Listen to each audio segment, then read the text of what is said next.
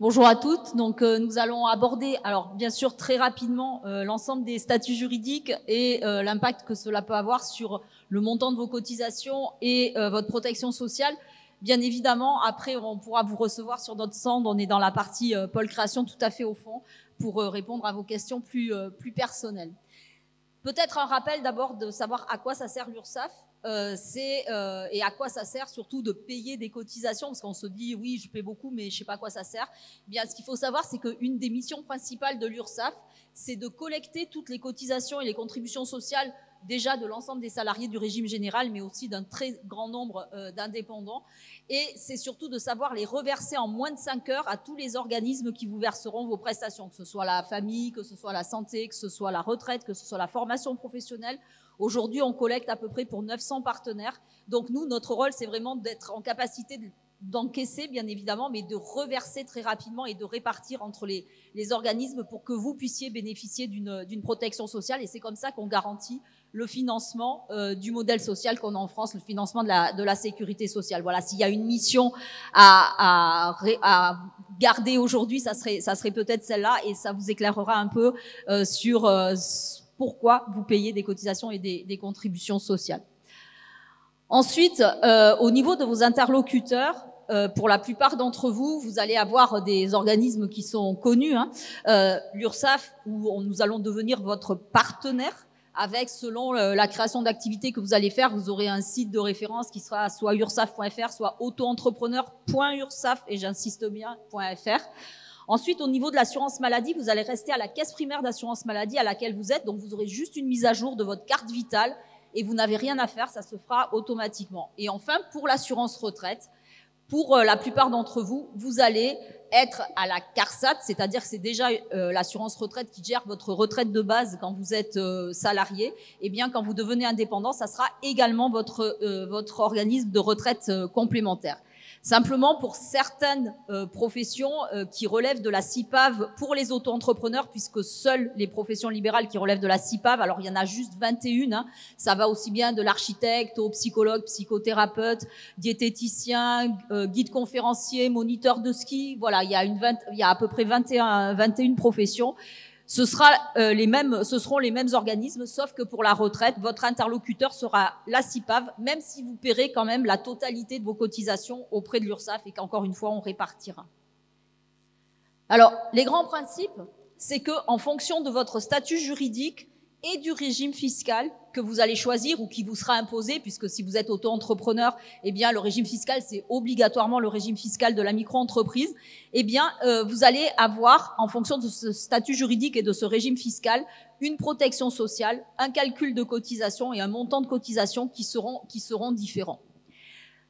Pour pouvoir bénéficier de cette protection sociale, autant vous avez des prestations qui seront exactement les mêmes, quel que soit le montant de vos revenus, le montant que vous allez payer, autant il y en a certaines qui sont complètement liées, c'est déjà le cas quand vous êtes salarié, au montant de chiffre d'affaires que vous allez encaisser et aussi au montant de cotisation que vous allez payer. C'est le cas notamment pour les indemnités journalières de sécurité sociale. Si vous êtes malade et que vous êtes obligé de vous arrêter, c'est aussi le cas pour, par exemple, la retraite et la retraite complémentaire.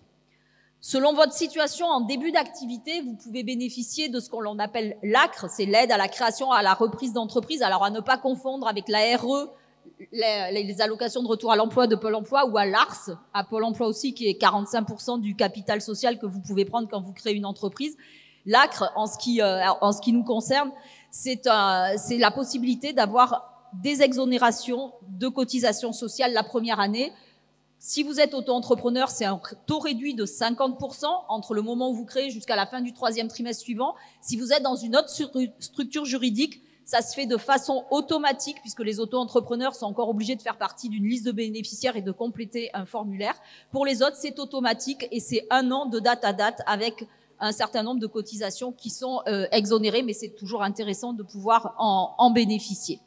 Vous avez la possibilité également d'aller sur le site mon-entreprise.ursaf.fr pour aller faire non seulement des simulations de cotisation, mais aussi pour aller voir les différents statuts et voir un petit peu ce qui peut vous intéresser, ce qui peut correspondre le mieux à vous, puisque il faut bien réfléchir et bien prendre en compte que Chaque personne est différente, que chaque création d'entreprise sera différente et que vous aurez un statut qui vous conviendra mieux, même si dans le métier que vous voulez exercer, on va dire 80% sont peut-être une entreprise individuelle ou une société. Eh bien, il faut que vous réfléchissiez par rapport à vous et par rapport à ce que vous souhaitez faire de cette entreprise. C'est vraiment important.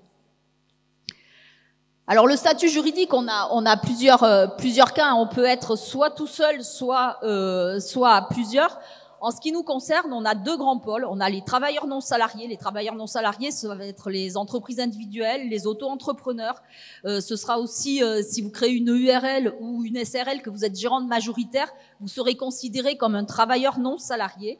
Et à contrario, vous avez aussi, alors vous retrouverez les diaporamas sur nos sites si vous souhaitez, parce qu'en plus là, ils sont un peu anamorphosés, donc ils sont pas trop lisibles. Mais vous pourrez aussi être seul et à plusieurs et être considéré comme assimilé salarié. Ça veut dire que vous serez considéré comme un salarié au sens du droit de la sécurité sociale et vous aurez un bulletin de salaire.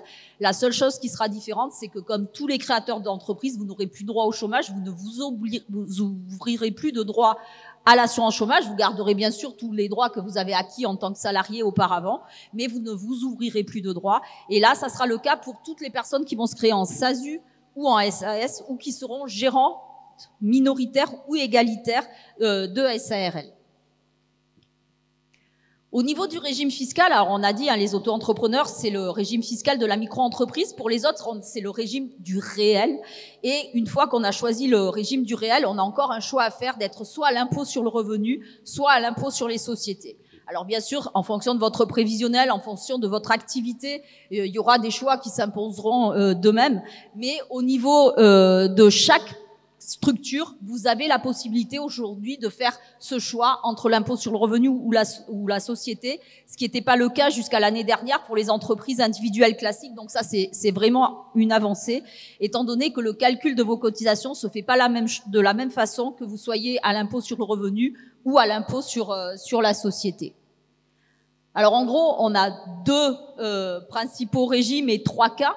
On a donc les non-salariés avec les auto-entrepreneurs. Alors, comme vous le savez peut-être, les auto-entrepreneurs, on est basé sur du chiffre d'affaires avec des montants de chiffre d'affaires à ne pas dépasser en fonction de votre activité par année civile. Alors, ils ont beaucoup augmenté cette année de façon assez sensible. C'est 188 700 € si vous êtes dans de la vente ou dans de la fabrication et de la vente. C'est 77 700 € si vous êtes en prestation de service ou en profession libérale. Donc ça permet quand même vraiment de commencer à développer une activité avant éventuellement de passer sur une autre structure.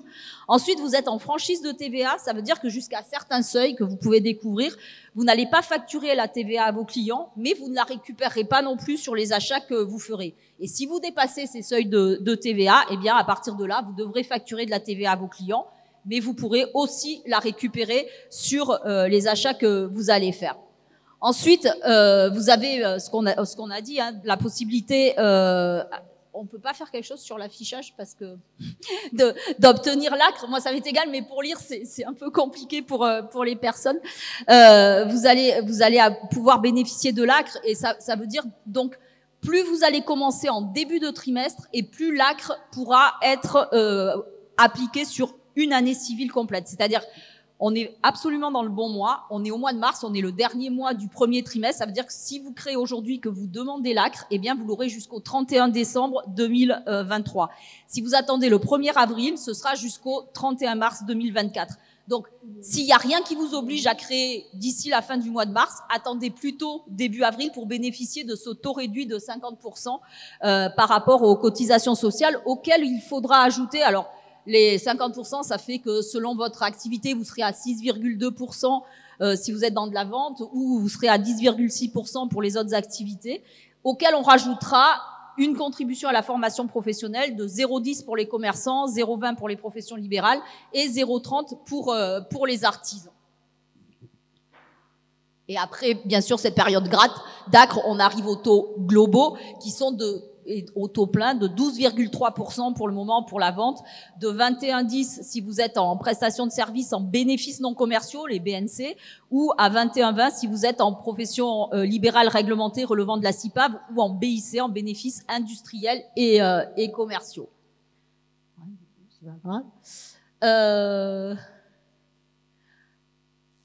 pas grave, je vais le continuer comme ça.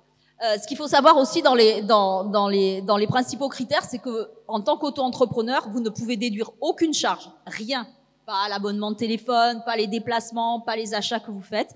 Et vous n'amortissez pas non plus le matériel que vous êtes obligé d'acheter. Ça, c'est ce principe-là. C'est le principe de la micro-entreprise. Il y a d'autres avantages, une comptabilité très légère. Vous avez juste un livre de recettes, achats, dépenses que vous devez avoir. Mais après, vous avez une comptabilité qui est très, très simplifiée. Mais forcément, il n'y a jamais un statut qui est 100% génial et un qui est pas du tout génial. C'est vraiment pour ça que c'est adapté aussi à chacune d'entre vous. Si vous n'êtes pas en auto-entrepreneur et que vous êtes travailleur non salarié, là, on va raisonner non plus en chiffre d'affaires pour calculer vos cotisations, mais on va raisonner sur votre revenu professionnel. C'est-à-dire que dans une comptabilité classique d'entreprise, on prend le chiffre d'affaires, on déduit les charges, on déduit les frais de fonctionnement, on va déduire les cotisations qui seront effectivement considérées à ce moment-là comme une charge.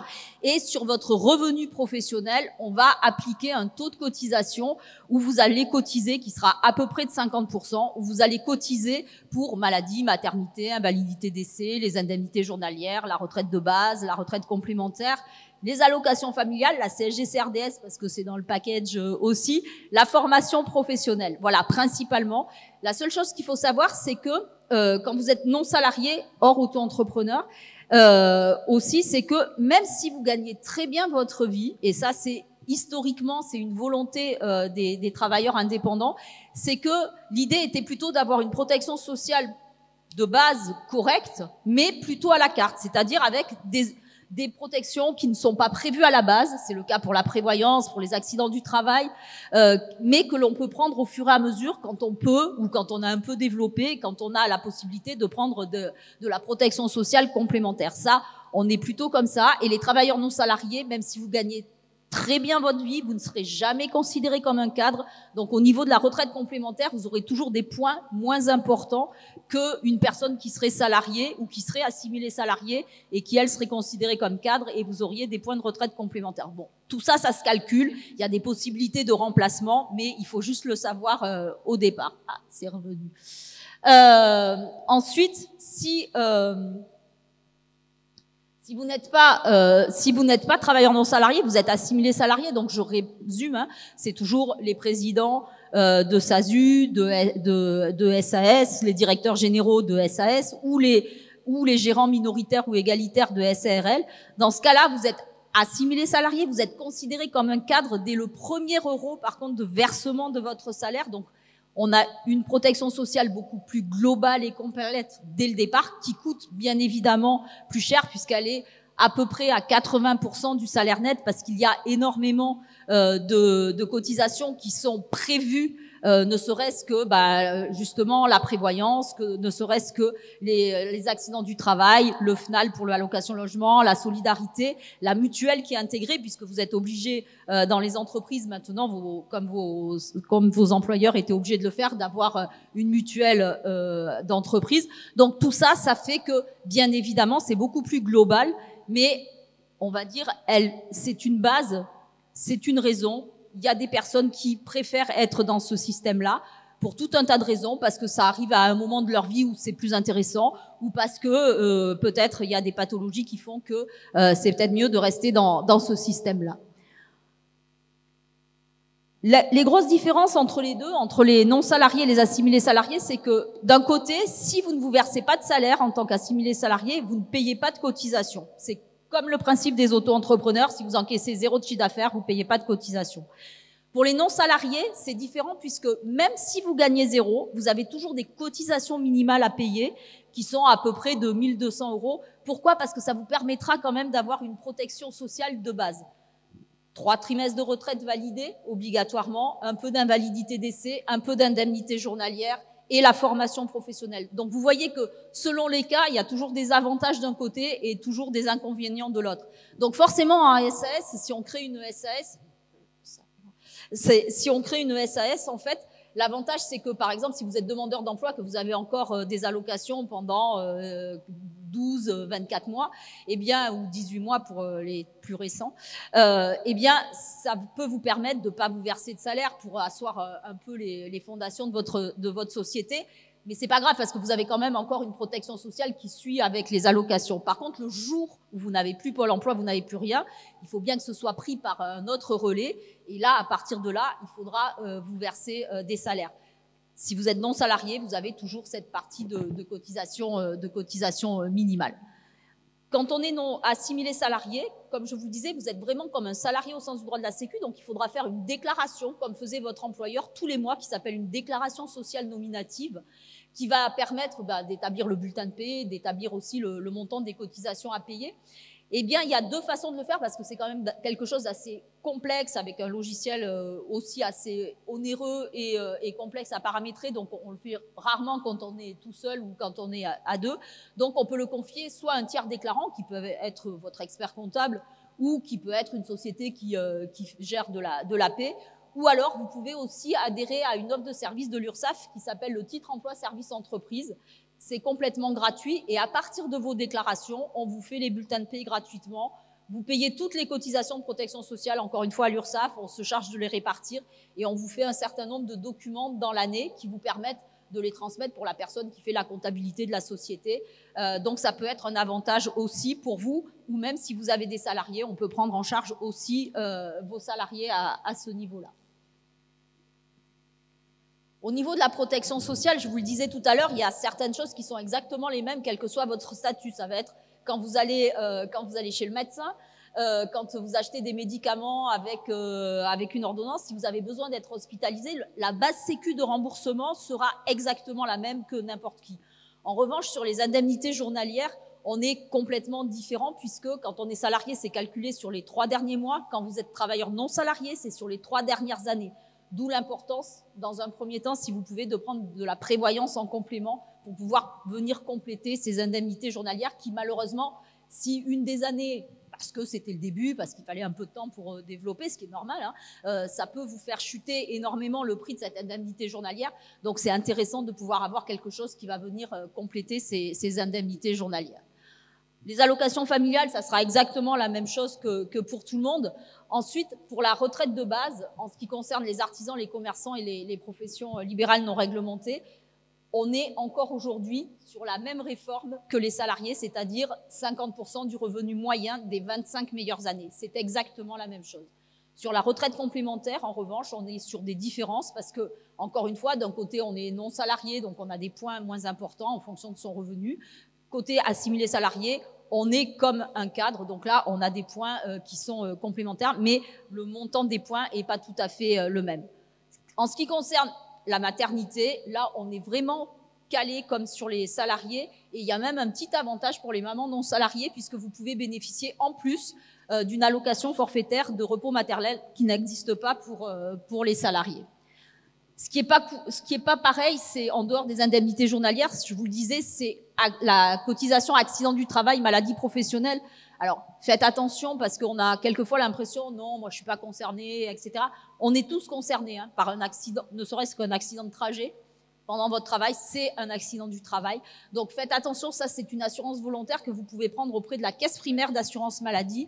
Vous pouvez faire un devis, toujours pareil, pas forcément pour le prendre tout de suite, mais peut-être pour l'anticiper et pour pouvoir l'inclure aussi dans vos prix de vente, voir comment ça va être ventilé, comment vous pouvez éventuellement prendre cette assurance pour compléter votre protection sociale. Sur la formation professionnelle, aujourd'hui, vous aviez peut-être un CPF quand vous étiez salarié, pour celles qui ont encore de l'argent dessus. Quand vous devenez indépendante, on n'est pas tout à fait sur le même principe, puisqu'il y a encore 3 organismes spécifiques qui gèrent la formation professionnelle des indépendants. Ça va être le FIFPL pour les professions libérales, la GFIS pour les commerçants et le FAFCEA pour les artisans. Et là, en fait, vous allez avoir droit tous les ans à une aide financière, mais qui s'ouvre et qui se ferme tous les ans. Contrairement au CPF où vous pouvez cumuler, là, ça s'ouvre et ça se ferme tous les ans. Mais en fonction du montant que vous payez, vous pouvez avoir des aides tous les ans sur cette formation professionnelle. Et la mutuelle santé, aussi bien elle sera inclue si vous êtes assimilé salarié. Si vous êtes non salarié, vous prenez la mutuelle que vous souhaitez, ou vous êtes déjà couvert par quelqu'un d'autre, vous êtes encore en portabilité, vous pouvez garder la mutuelle que vous avez. Au niveau des accompagnements, alors ce qu'il faudra, une fois que vous allez créer, on va devenir un de vos partenaires, on va vous accompagner en début d'activité. Dans certains cas, on va vous proposer des rendez-vous, notamment pour les auto-entrepreneurs, de 45 minutes par téléphone pour vous aider à mieux comprendre si vous avez des questions particulières sur vos services en ligne, sur votre compte, sur vos cotisations, sur des questions auxquelles vous n'auriez pas eu de réponse. On continue à vous accompagner pour les employeurs, pour les jeunes employeurs, c'est-à-dire si vous êtes assimilé salarié, vous serez le premier salarié de votre entreprise. On vous accompagnera pendant 12 mois. On est en train de développer une autre offre aussi pour les autres travailleurs non salariés. Et c'est vraiment important de nous considérer vraiment comme un partenaire parce que malheureusement, une entreprise, c'est comme dans la vie, c'est pas toujours dans le même sens. Ça peut avoir des petites stagnations ou des petites chutes ou des arrêts pour X raisons. On sera là aussi à ce moment-là. Il faut juste pas faire l'autruche parce qu'on peut pas vous aider si vous allez trop loin dans les problématiques et on vous oubliera jamais. Donc, tant qu'à faire, dites-le nous tout de suite. Comme ça, on essaie de trouver une solution pour vous venir en aide d'une façon ou d'une autre, que ce soit avec de l'action sociale, que ce soit avec d'autres aides, avec d'autres partenaires. Mais en tout cas, ne restez pas toute seule, surtout dans votre coin avec ces problématiques-là. On s'en sort jamais toute seule de ce genre de choses. Donc, faites-vous aider, faites-vous accompagner. Ça se développe beaucoup. On est vraiment là pour vous aider à ce niveau-là aussi. Pour vos services en ligne, quel que soit le statut que vous allez choisir, on développe des services. Bon, c'est des comptes, je dirais, rien d'extraordinaire, un peu comme un compte bancaire, mais adapté à votre situation avec nous. Et du coup, c'est pour vous rendre le plus autonome possible pour que vous puissiez déclarer, vérifier, avoir les historiques, pouvoir échanger avec nous, pouvoir télécharger des attestations, notamment une attestation qui s'appelle l'attestation de vigilance, qui prouve que votre entreprise est déclarée et que vous êtes bien à jour de vos cotisations.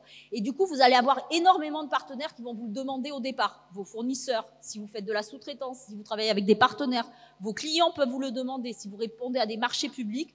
Et ça, vous serez complètement autonome pour la télécharger immédiatement si, bien sûr, vous êtes à jour de vos cotisations. L'action sociale, j'en ai parlé. Alors, on la connaît mieux auprès de la CAF, auprès de la caisse primaire. On a l'habitude de savoir avec la prime d'activité, avec le RSA, avec la prise en charge de soins, etc. Eh bien, nous, au niveau de l'URSSAF, pour le compte de la protection, du Conseil de la protection sociale des travailleurs indépendants, on a aussi des aides qui peuvent se concrétiser soit par une aide financière exceptionnelle, soit par une prise en charge d'une partie ou de la totalité, selon le cas de vos cotisations. Dans des cas d'intempéries, on a eu tout ce qu'il fallait cet été, entre les incendies, la grêle, les inondations. Je ne parle même pas de la période Covid où on a été là aussi pour vous aider. Il y a aussi le fait d'avoir des problèmes de santé. Ça peut être aussi des décalages qui sont acceptés beaucoup plus facilement. Si vous avez un local, si vous avez énormément de travaux devant un local et que plus personne ne peut rentrer, forcément votre chiffre d'affaires il va chuter et votre revenu aussi. Donc là aussi, ça peut être des cas de prise en charge. En tout cas, vous voyez, vous avez beaucoup de raisons de nous poser la question, de savoir si on peut vous aider, si vous avez des problématiques à ce niveau-là. Et puis, au niveau de la formation, vous avez bien sûr nos sites internet, ursaf.fr, autoentrepreneur.ursaf.fr, sur lequel vous pouvez retrouver aussi un chatbot. On a une chaîne YouTube, l'Actu des URSSAF, sur laquelle vous pouvez retrouver des webconférences enregistrées où vous serez conviés à des webconférences par la suite en fonction de l'évolution de votre entreprise. Bien sûr, rien n'est obligatoire, mais il y a quand même des sujets, je pense, qui pourront vous intéresser. On est aussi présent sur tous les réseaux sociaux pour que vous soyez à l'aise avec tous les canaux de communication, que vous choisissiez un petit peu ceux avec lesquels vous êtes le plus à l'aise pour pouvoir vous donner de l'information, savoir où on est sur les événements, s'il y a des évolutions particulières ou si nous aussi, ça nous arrive d'avoir des problèmes informatiques. Ça peut être une façon de transmettre l'information très rapidement. Donc, n'hésitez pas à regarder un petit peu tous ces canaux de communication et à vous abonner aussi à la lettre d'information que l'on a sur nos sites respectifs en ce qui vous concerne, pour les travailleurs indépendants. Voilà, je crois qu'il ne me reste pas beaucoup de temps pour prendre des questions. Je vais en prendre une ou deux si vous en avez. Autrement, on vous attend vraiment avec plaisir sur notre stand dans la partie création. Est-ce qu'il y a quelqu'un qui a une question?